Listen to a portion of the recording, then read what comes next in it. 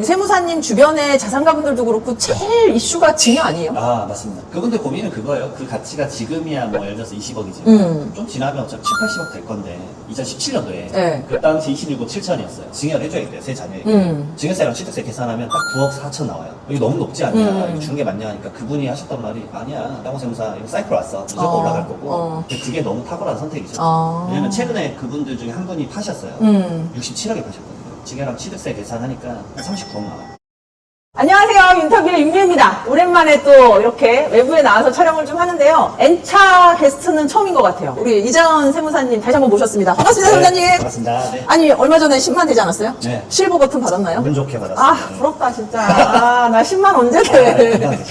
우리 세무사님 그래도 N차지만 두 번째 보시는 분들한테 간략하게 자기소개 한번 해주시죠. 네, 안녕하세요. 저는 뭐 두꺼비 세무사라는 필명을 쓰고 있고요. 부동산 기반의 이제 자산관리 업무를 많이 하고 있습니다. 그래서 세무법인 운영 중이고요.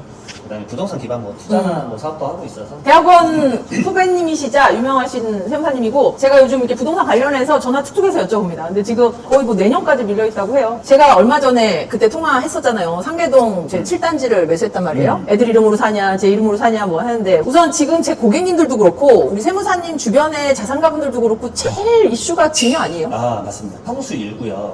모든 조합원분들 대상으로 강의를 하고 있거든요. 이제 거의 전체 비싸구나. 조합원분들은 건설사 통해서 이렇게 강의를 해드리고 있는데, 그분들 고민은 그거예요. 그 가치가 지금이야 뭐 예를 들어서 20억이지만 좀 지나면 어차피 7, 80억 될 건데 지금이 마지막 기회다.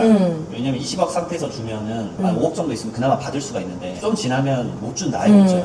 왜 그러냐면 제가 2017년도에 네. 아크로가 들어간 아파트가 있어요. 네. 그 당시 26억 7천이었어요. 증여를 해줘야겠대요. 세 자녀에게. 증여세랑 취득세 계산하면 딱 9억 4천 나와요. 이거 너무 높지 않냐. 이거 주는 게 맞냐 하니까 그분이 하셨던 말이 아니야. 땅호세무사 이거 사이클 왔어. 무조건 올라갈 거고. 그러면 보유세 못 버틸 거다. 그래서 주택수 많으니까 하나씩 지금 줘야 된다. 그래서 하나씩 주셨거든요. 근데 그게 너무 탁월한 선택이죠. 왜냐면 최근에 그분들 중에 한 분이 파셨어요. 67억에 파셨거든요. 근데 지금 그럼 67억에서 증여라면 얼마일까? 증여랑 취득세 계산하니까 39억 나와요. 저 그래서 상계 7단지 거기 얼마 되지도 않지만 그때도 세무사님 저한테 그냥 하나씩 각각 사줘라 그러셨잖아요. 그만큼 돈이 없다 내가 얘기를 했는데, 어쨌든 쪼개서 낮은 금액일 때 증여를 하는 게 그래도 낫다는 거잖아요. 뭐 그때 우리 계산했지만 7억짜리를 사도 아이들한테 증여 계산을 공동명의로 했더니 인당 뭐 한 4천 얼마 뭐 이렇게 되더라고요. 그걸 이제 우리 세무사님은 각각 해주라고 말씀을 하셨어요. 저희가 일반적으로 아이가 성인이 되고 주민등록증이 나오고 20살이 되고 하면 소득이 좀 있더라도 독립을 할 수 있다 생각하고 저는 그때 가서 세대 분가를 한다고 생각했단 말이에요. 이 친구가 20살이 되고 주민등록상에 등본을 분가를 해도 얘가 온전히 된 세대주가 아니라면서요. 나왔어요. 자녀분들한테 미성년자한테 주고,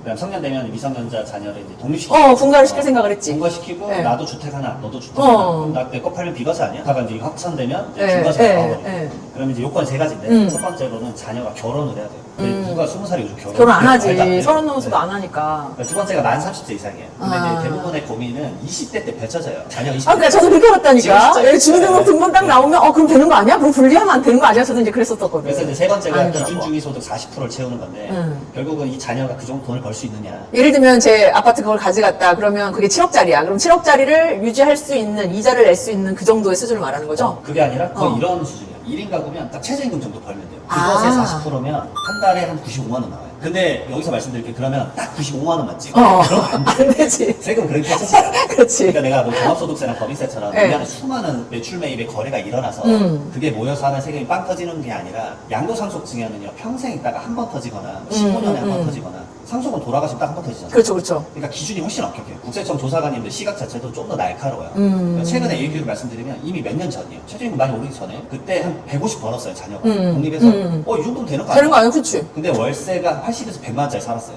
그럼 걔가 이거 내고도 돈이 안 내고도 되는구나. 50만 원인데 그럼 너 어떻게 50만 원 살았어? 아니 월세를 100 내는데 생활비를 50 갖고 살아? 뭐 삼각김밥만 먹고 살았냐? 그래서 봤더니 국세청 되게 부지런하구나. 그걸 다 계산해서. 그때 얘가 50으로 어떻게 살아? 이렇게 체크를 한다고? 그래서 엄마 카드 쓴 거예요. 그럼 엄마 쓴 것도 걸린다며. 결국은 그러면 이제 너는 독립성이 없네. 어. 그러니까 너 주택과 엄마 주택 합쳐서 2주택이니까 비과세 안 돼. 라고 돼서 이제 추징세액이 높아지고. 그러니까 그럼 그때 얘기해줬잖아요. 예를 들면 딸이 뭐 어디 지방 대학을 갔어. 근데 제 카드를 썼어. 제 카드를 쓰는 것도 또 다 나온다며. 사실 엄마가 서울에 있는데 왜 카드가 대전에서 그렇죠. 긁히냐, 뭐 대구에서 긁히냐. 뭐 성심당.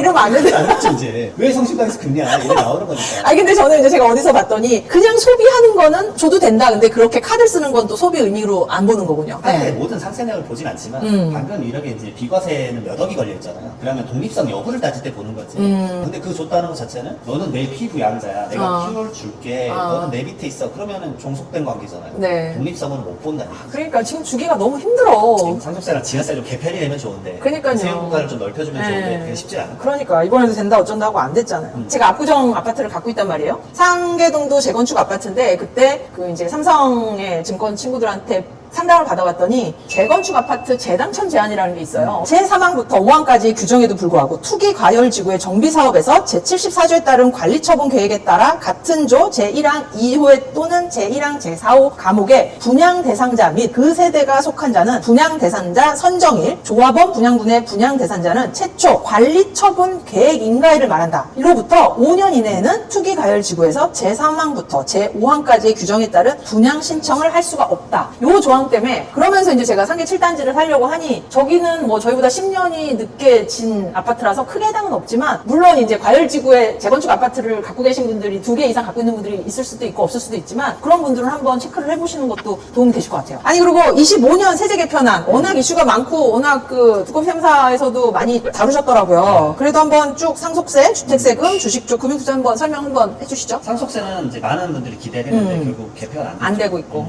개편 안 하는 이유가 네. 이제 곰곰이 생각해보면 이제 국가 입장에서도 아주 좋은 수익 사업이에요 이게. 그렇지. 네. 지금 세수를 다 어디서 걷어. 네, 그래서 저도 이제 이쪽 관련해서 지금 논문도 쓰고 있고 이제 어떤 연구원에서 연구도 하고 있는데 2014년도만 하더라도 상속세랑 증여세로 걷는 세금이 네. 2조에서 3조밖에 안 됐어요. 요즘은 말 그대로 기본적으로 10에서 20조 사이예요.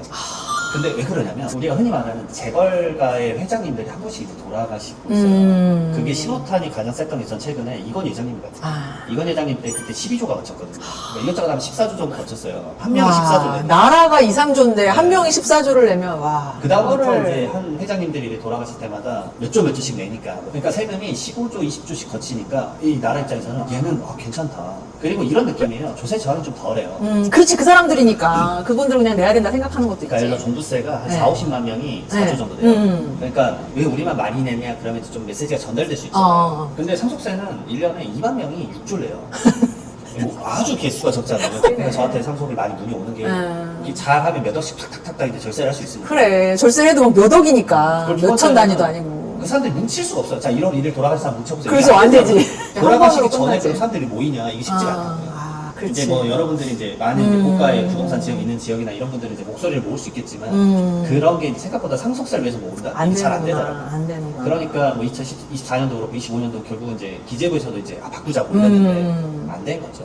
그리고 우리나라는 정서적으로 부자들 내지는 있는 분들이 너넨 있으니까 내도 되잖아 이런 좀 정서가 또 있어. 그러니까 실무자나 현업에서도 니넨 내도 되잖아 이런 게 좀 있어서 그런 게 좀 안타까운 거예요. 근데 그분들한테도 어마무지한 돈이니까 또 저는 그분들은 그 세금을 못 내면 네. 부동산을 결국 팔아야 다 팔아야 되잖아요. 되니까 그렇게 하는 경우가 많잖아요. 네, 팔아서 그러면 정산하더라고. 아버지가 힘겹게 번 돈인데 나라에 세금 다. 난다고 이거 팔아버려요. 그러면 갑자기 이게 상황이 달라져요.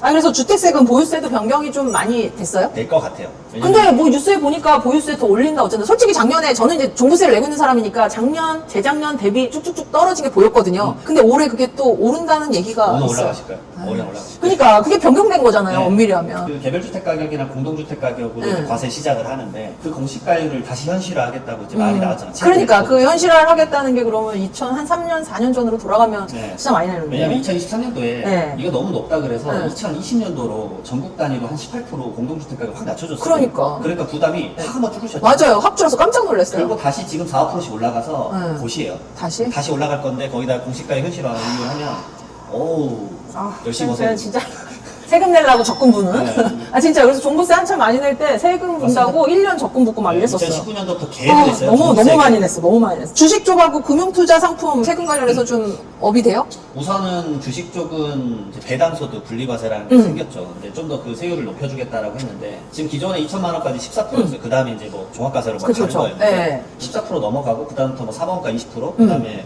3억 이상의 좀 더 높은 세율 적용 뭐 이런 걸 했는데 지금 개인적으로 딱 듣자마자 개편이 되면 세금을 더 내요. 종전처럼 2천만 원 초과되면 그 종합소득세 내고 2천만 원 이상 부분에 대해서 분리과세 할지 네가 선택을 해라. 근데 누가 선택을 해요? 당연히 세금 적게 내는 전에. 그러겠죠. 이게 조금 애매하고. 근데 크게 하시는 분들은 뭐 2천만 원 다 이상이잖아요. 그럼 다 그 누진 북구에서 세율 다 때리겠다는 거잖아. 분리과세 그래서 그닥 유의미하지 않고 예. 원래 금투세를 도입하려다가 폐지가 됐으니까 그래서 그 다시 이제 증권거래세로 도입이 되는 거죠. 그럼 다시 증권거래세 내야지. 코스피가 원래 안 냈었는데 아, 그럼 26년부터는 또 증권거래세를 또 내요? 그리고 조금씩 다 올라갔어요. 우리가 조정되겠지. 정부에서 부동산 사라고 특례 보금자리로 몇 년 전에 해줬던 게 네. 10억 이하 아파트잖아요. 기준점 자체도 주식도 좀 높아지고 올라가야지. 있으니까 저는 뭐 그래도 하다못해 한 30억 뭐 이 정도는 해야 되지 않나. 조정되지 않을까 싶네요. 그 생각이 듭니다. 70대, 80대 어르신들이 제일 고민이 아까 서두에 말씀드렸듯이 자산 관리하고 증여를 네. 제일 고민하잖아요. 엄청 고민이에요. 언제 죽을지 모르는데 어르신들한테 애들한테 증여하세요. 이거 미리미리 하세요. 그런데 그때 세무사님이 메인 제일 큰 거 하나는 두고 이렇게 하라고. 근데 그거를 솔직히 자식들이 가서 얘기하면 좀 그렇거든. 맞습니다. 근데 이런 세무사님이나 저 같은 제3자나 누군가가 얘기를 해주면 아 그렇구나라고 하거든요. 증여 빨리 해야 된다는 얘기 좀 한번 해주세요. 우선 첫 번째로 제 거 유튜브를 매일 틀어놓으시고 알고리즘을 자리 잡게 해주시고 그리고 이제 두 번째로 말씀드리는 게 이제 덩어리가 한 덩어리가 큰 분들이 있어요. 네. 제가 최근에 압구정 현대분들 좀 상담 많이 하는데 이거 이외에는 유동성밖에 없으시거든요. 그러면 이건 못 줘요. 네. 그러니까 내가 갖고 있어야지 약간 주체적인 것도 있고 두 번째로는 이걸 못 가져가요. 자녀가 100억짜리 어떻게 가져가요? 가져가? 못 가져가요. 맞아, 맞아. 제가 말씀드리는 건 10억짜리가 이렇게 쪼개져 있으면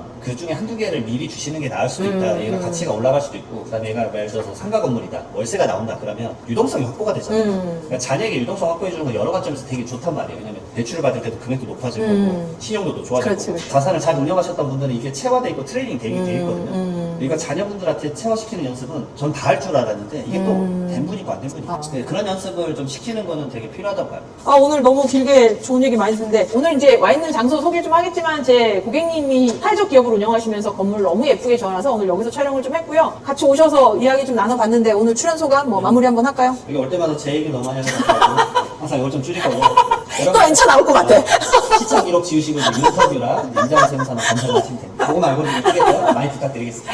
오늘 좋은 날씨에 좋은 장소에서 좋은 분하고 인터뷰 좀 했고요. 저희는 다시 또 만나 뵙도록 하겠습니다. 감사합니다.